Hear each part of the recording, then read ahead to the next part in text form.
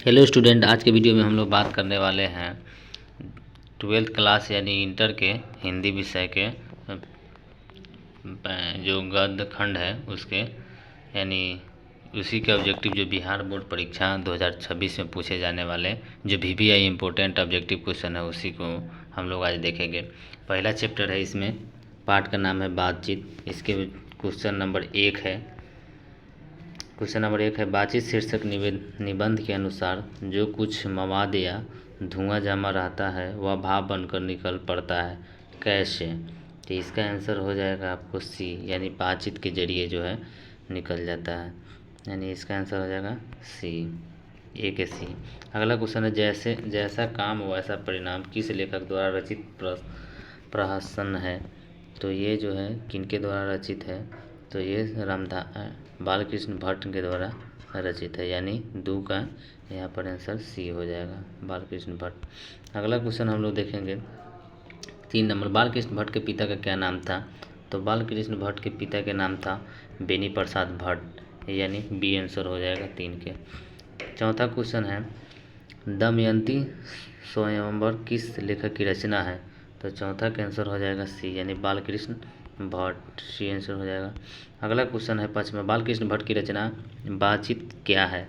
तो बातचीत एक प्रकार का ललित निबंध है, यानी 5 के डी हो जाएगा। छठा क्वेश्चन है, बालकृष्ण भट्ट किस युग के निबंधकार थे? तो बालकृष्ण भट्ट जो है वे भारतेंदु युग के निबंधकार थे, यानी बी आंसर हो जाएगा। 7वां, मनुष्य की बातचीत का उत्तम तरीका क्या है? तो मनुष्य की बातचीत का उत्तम तरीका है अवाक होकर अपने से बातचीत करना, यानी डी आंसर हो जाएगा 7 के। 8, संवाद में सबसे महत्वपूर्ण क्या है? तो संवाद में सबसे महत्वपूर्ण जो है 8 के हो जाएगा बी, यानी कि जिज्ञासा जो है सबसे महत्वपूर्ण होता है संवाद में। 9, बालकृष्ण भट्ट का जन्म हुआ था? तो बालकृष्ण भट्ट का जन्म जो है 23 जून, बालकृष्ण भट्ट के जन्म 23 जून यानी बी 23 जून 1844 ईस्वी को हुआ था, यानी बी आंसर इसका हो जाएगा। अगला क्वेश्चन,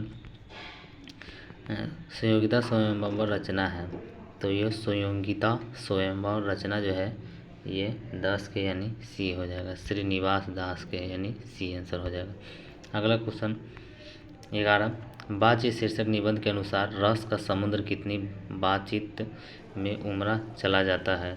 तो 11 का आंसर हो जाएगा ए, यानी 2 हम सहेलियों की बातचीत में। अगला क्वेश्चन 12, वाद विवाद संवाद क्या है? तो 12 के हो जाएगा यहाँ पर ए, आलोचनात्मक निबंधों की पुस्तक।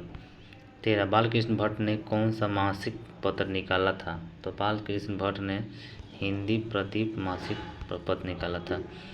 14, बातचीत किस विद्या की रचना है? 14 के डी हो जाएगा, यानी निबंध है। अगला क्वेश्चन हम लोग देखेंगे 15, यानी कुल इसमें 30 क्वेश्चन है, 30 को हम लोग देखते हैं, एग्जाम के पॉइंट ऑफ व्यू से इम्पोर्टेंट है। 15, रॉबिन्सन क्रूसो ने 16 वर्ष के उपरांत किस के मुख से एक बात सुनी थी? तो इसका 15 का आंसर हो जाएगा ए, यानी फ्राइडे के मुँह से। 16 है, बातचीत शीर्षक निबंध के निबंधकार कौन है? तो बातचीत शीर्षक के निबंधकार जो है बालकृष्ण भट्ट है, यानी 16 के डी हो जाएगा।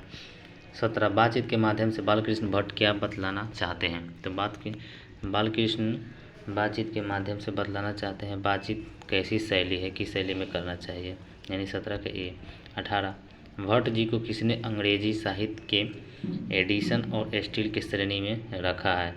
तो 18 का हो जाएगा सी, यानी रामचंद्र शुक्ल ने रखा है। 19, बालकृष्ण भट्ट का निवास स्थान कौन सा है? तो बालकृष्ण भट्ट का निवास स्थान जो है इलाहाबाद उत्तर प्रदेश है, यानी बी आंसर हो जाएगा। अगला क्वेश्चन 20, बालकृष्ण भट्ट ने किस पत्रिका का संपादन किया है?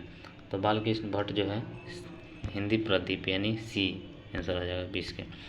21, बालकृष्ण ने हिंदी प्रदीप नामक मासिक पत्रिका निकालना कब प्रारंभ किया? तो बालकृष्ण भट्ट जो है 1877 ईस्वी में निकालना शुरू किया, यानी 21 के ए आंसर हो जाएगा। 22, बालकृष्ण भट्ट के पिता पेशे से क्या थे? तो बालकृष्ण भट्ट के पिता पेशे से एक प्रकार के व्यापारी थे, यानी बी आंसर हो जाएगा। अगला क्वेश्चन, कौन सा उपन्यास बालकृष्ण भट्ट द्वारा रचित है? तो ये तीनों ऑप्शन में से 100 अनजान 1 सुजान, सी आंसर। यही जो है कि बालकृष्ण भट्ट के द्वारा रचित है, यानी सी आंसर हो जाएगा 23। अगला क्वेश्चन 24, नाटक के प्रारंभ में होने वाले मंगल पाठ को क्या कहा जाता है? तो 24 के आंसर हो जाएगा नादी पाठ, यानी बी आंसर। 25 नंबर सवाल, रॉबिन्सन क्रूसो को कब तक मनुष्य का मुख देखने को नहीं मिला? तो रॉबिन्सन क्रूसो को 16 वर्ष तक मनुष्य का मुख देखने को नहीं मिला। 26 क्वेश्चन, बोलने से ही मनुष्य के रूप का साक्षात तो होता है, यह किसने कहा था? तो ये जो है 26 के बी हो जाएगा, यानी बेन जॉनसन ने कहा था। 27, असल बातचीत सिर्फ 2 व्यक्तियों में ही हो सकती है, यह किसका मत है? तो ये जो है 27 के हो जाएगा ए, यानी एडिसन का ही सब मत है।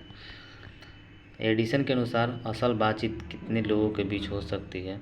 तो एडिसन के अनुसार असल बातचीत जो है 2 व्यक्तियों के बीच हो सकता है, यानी 28 के आंसर।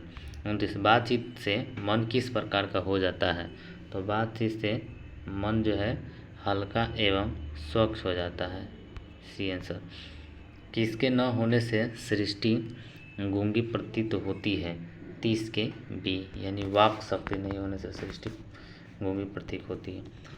तो स्टूडेंट, आज की वीडियो में हम लोग 30 ऑब्जेक्टिव क्वेश्चन देखे हैं पहला चैप्टर के। इसी प्रकार से आप बिहार बोर्ड के 12th के एग्ज़ाम तक बने रहिएगा हमारे मास्टरमाइंड क्लासेज 0.1 को। इसी तरह से हर एक रोज़ वीडियो इस पर डलाता रहेगा, आप लोग देखते रहिएगा जो VVI क्वेश्चन होगा। इसी तरह से मास्टरमाइंड क्लासेज को लाइक कीजिए, सब्सक्राइब कीजिए, अपने दोस्तों में शेयर कीजिए। Thank you.